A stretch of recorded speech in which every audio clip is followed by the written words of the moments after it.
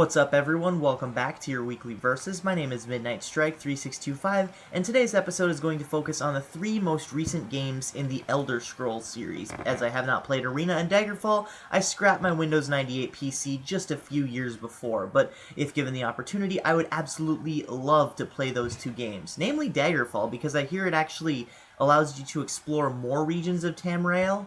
Excuse me if I'm saying that wrong, but that would be absolutely amazing. I hear the Elder Scrolls Online is going to bring back a lot of that stuff, but alas, it is $15 a month, so I don't really see myself getting into that anytime soon. So the idea of this Versus, comparing the latter three console titles of the Elder Scrolls series, came about when I was rewatching some of my older material, and I discovered that I reviewed Skyrim a year after it was released, and through this review, I just thought to myself, man, I was a stuttering wreck. I hope I don't jinx myself. I almost said glitch myself, because, you know, Skyrim glitches kind of go hand in hand, or at least they used to before they patched them up. So, basically, I was a stuttering mess, and I have grown a lot as a reviewer since then, so if you go back and watch it, I'll probably post it in the description, or at least in the comments section.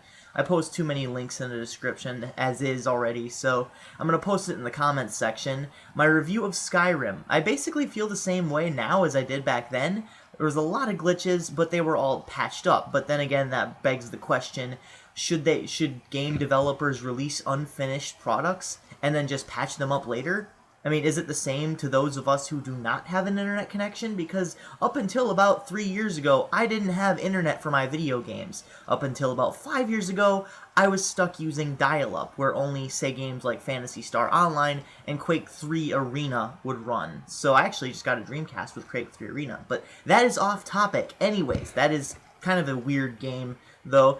Versus Morrowind and Oblivion. I've been playing a lot of Oblivion lately because I just got it for PS3 and I got a copy for my brother for Xbox 360, which he is enjoying the crap out of. I absolutely love it. It's basically a hybrid between Morrowind and Skyrim. It's meant to kind of bridge the gap, and it's kind of like a straight running path with the games. Morrowind, you got the really complex leveling systems, and when you start out, you can barely hit anything, but once you bridge that gap, once you actually get past that point, you can actually start hitting things. Oblivion, it gets a little bit more simplified, gets a little bit more simplistic, gives you a little bit less options, but kind of, you know, rounds those edges in terms of gameplay and in terms of just ease of actually leveling up. And it makes combat a lot easier because you actually feel like you're hitting something. Skyrim kind of takes that away with, you know, you don't really feel like you're hitting something. The swords don't really have as much of an impact, per se, as they do in Oblivion.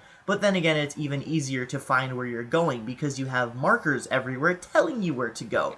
That can be a bad thing, that can be a good thing, but I digress. It is in the eye of the beholder. So for me, obviously, I'm going to have to choose Morrowind as my favorite Elder Scrolls game, or at least my favorite Elder Scrolls console game. Moreover, for those of you who like to pick on me for saying that word, I haven't until now, but basically, this is my favorite Elder Scrolls game, is Morrowind. But I do like Oblivion a lot. Skyrim I haven't really played a lot since I reviewed it like a year ago, so I can't really say for certain on what's changed, but there is a lot of funny mods for that game. I must say, the shit you can do in that game is just fantastic. I've seen people mod the dragons and turn them into frickin' Thomas the Tank Engine. It's weird, it's surreal, and people have a lot of fun with it. So there's a lot, and I mean a lot of stuff you can do in Skyrim.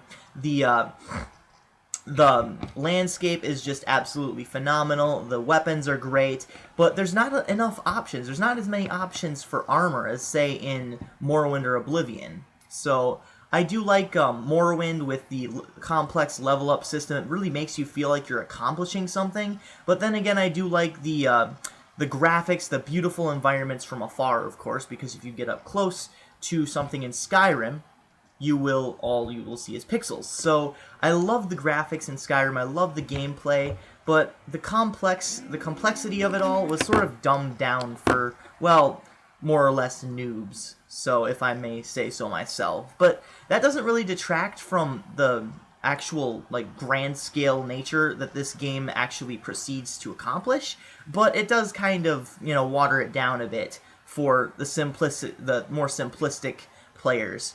Well, I can't really say much for Oblivion, though, because I haven't really gotten that far in it, but I do enjoy it as a game. So, with that, I actually like Morrowind the best, but then the other two, it's just kind of a toss-up. I can't really decide between Skyrim and Oblivion. So I love the environment in Skyrim, but I love the fact that there's almost absolutely no load screens in Oblivion, and I love how both of them actually make it like this really, just kind of make a big deal out of you discovering things. I didn't really know how to word that much, but whenever you discover a new landmark, it'll say in Skyrim, right in the middle of the center screen, you have discovered this landmark, as I posted in my actual review of it. So in Oblivion, though, however, it's just kind of like, oh, hey, you discovered it, but it says it in the corner. Morrowind, it's like, whatever, you didn't discover it at all. There's no real discoverable landmarks, but it actually does make a big deal out of it in future games. That being said, I like Morrowind the best, but I want to know what you guys think on this matter. What would you choose, Morrowind, Oblivion, or Skyrim? And if you have actually had the pleasure of playing Arena or Daggerfall, the first two Elder Scrolls games, please let me know how I can play them on a Windows XP computer, because I would be eternally in your debt, and I would be very grateful. Thank you very much. This is Midnight Strike 3625. Keep calm and rock on.